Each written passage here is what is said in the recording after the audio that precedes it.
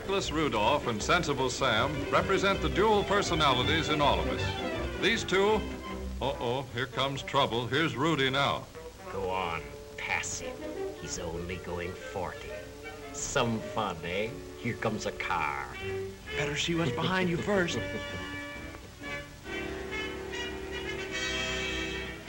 Take it easy. There's a car coming. Take a chance. We can beat him.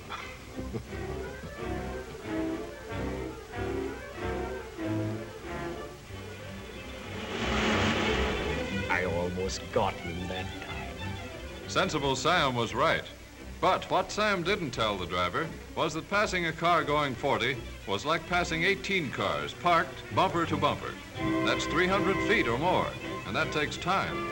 So we ought to make sure whether any car is coming, and doubly sure there's plenty of distance between. We drivers insist on having enough power to climb steep hills. We also demand quick starting and fast pickup. When engineers give us this power, speed naturally results. But reserve speed is only a byproduct of the demand for power.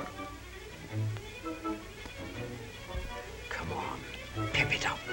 Here comes a swell curve. Slower, slower, slower. Boy, you almost went for a spill. Right again, Sam. And this introduces old Man Mountain Momentum, the fellow with a one-way mind. He likes to push along a straight line. On a turn, he not only pushes, but applies side pressure. The faster the turn, the more side pressure. He calls this hold on you centrifugal force, and he's pinned many a good man down with this one. Speedway curves are banked to offset this force. An aviator tilts his plane on turns to counteract it.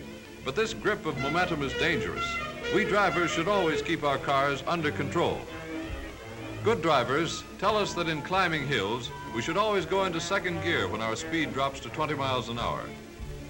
There aren't any laws to make us go down steep hills in second, but experienced drivers say this too is a good rule. Go on, boss. You drove all the way up that hill in second. Slip her into neutral and let her coast down.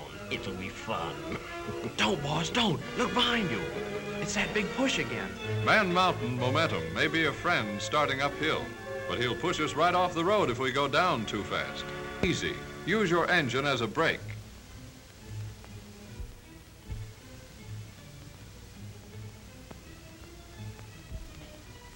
Use your passing lights, too. There's nothing more on the road. Step on it.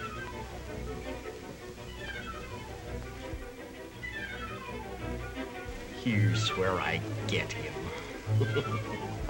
Don't overdrive your headlights. Careful. Slow down. You won't be able to stop soon enough. There might be something up ahead. You can't see as well at night. I'll show you.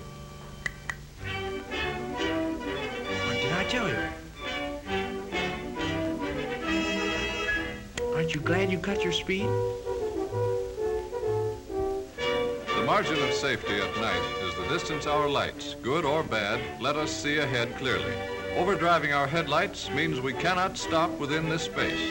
This includes the distance spent while deciding to stop and while moving the foot to the brake pedal and pressing it down. We must remember that cars driving at speeds that cannot stop in this distance are taking chances.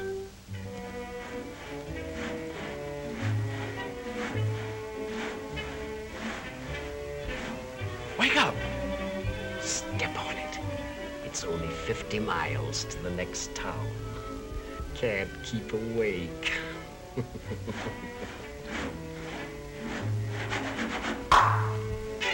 Listen, boss. I'm sleepy, too. Look, let's not take any more chances of overdriving ourselves. How's about it? Foiled again, but I'll get him yet. I'll get him. Oh, yeah? Mother Nature slows us down every now and then with mist and fog. When a good heavy fog comes on land, at sea, or in the air, everything that moves with caution. The ocean liner slows down. Airlines ground their planes. Even trains on tracks sometimes have to reduce their speed. And we drivers must make our way cautiously. Hurry up. You're late for the party. Take it easy. Better to get there late than not at all. Set your lights down and they won't reflect in your face. Don't be afraid to use your horn. Are you sure your tail and stop lights are working? Keep close to the right. Usually in our cars, we're trying to reduce friction all we can. We use ball bearings and roller bearings. We smooth and polish parts. We put oil into our cars, all to overcome friction. In starting a car, stopping it, or turning a corner, we need road friction for our tires. But when ice and snow come, the normal condition of this friction is changed. If we are as careful behind the wheel in slippery weather as we are in feeling our way on foot, we can easily adjust ourselves to this change. Come on, keep going. You can stop in time. Easy on your brakes. Gently. Feel the surface of the road. That's it. Now start easily. Engage your clutch slowly. Don't spin your wheels. No chance to skid. See? When going along the highways, we drivers should make it our business to watch the road signs, know what they mean, benefit from what they tell us, act on their advice. If we get in the habit of disregarding them, they lose their meaning, and sooner or later, we'll be sorry.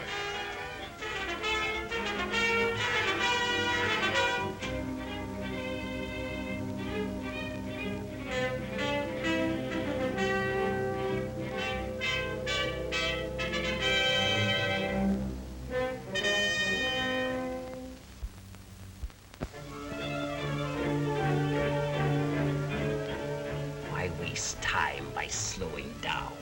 No kids around now. There might be just one, boss. Coming to school late.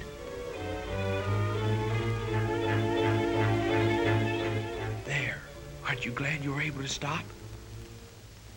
When we look down on traffic from a tall building, we wonder how all those cars can keep moving along, crossing intersections, parking and passing each other without getting hopelessly tangled up. But when we become a part of that traffic, it's often more confusing. We can't see those things up ahead that make us stop and start. We can't see what's going on in other people's minds. Every intersection, every alley, every car should be under suspicion. We can't let the other fellow's mistake get us into trouble. Give that bozo a bit of your mind. Hey, you! Why don't you pay attention where you're going? Get out of that car and I'll...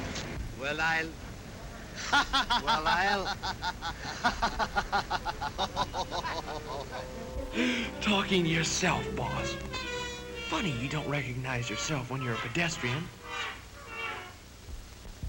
Expert drivers tell us we must give ourselves a margin of safety, a reserved space between our car and the one ahead. Most of us drive automatically, but it doesn't pay to let our thoughts go wool gathering. Remember the show last night? I'm in the mood for love. At Simply last I've got him. because you're near me. Funny. Curses. I'll fix you for this, you meddling fool, spoiling all my fun.